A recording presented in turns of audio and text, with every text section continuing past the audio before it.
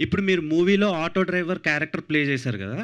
So, బయట auto డ్రైవర్స్‌కి ఇలా ఇద్దరు హీరోయిన్‌లు, ఒక రొమాంటిక్ సీన్స్, ఇలా మంచి ఫ్రెండ్స్, ఊరంతా ఒక హీరోయిటిక్ వైబ్ ఇవ్వడం. అలాంటివి ఆటో డ్రైవర్‌లకి జరగవు. ఆటో డ్రైవర్స్ చూసి, ఓహో! ఇలా కూడా ఉంటారా ఆటో డ్రైవర్లు అని అంటారు కదా! Definitely heroic attitude, heroic vibe ఉన్న ఆటో డ్రైవర్లు చాలా మంది ఉంటారు పల్లెటూర్లలోకి పోతే. నేనే పాదయాత్ర అని చెప్పి గోదావరికి పోయినప్పుడు చాలామంది వచ్చి కలుస్తుంటారు కదా! ఆటో డ్రైవర్స్ కూడా చాలామంది కలిసినారు.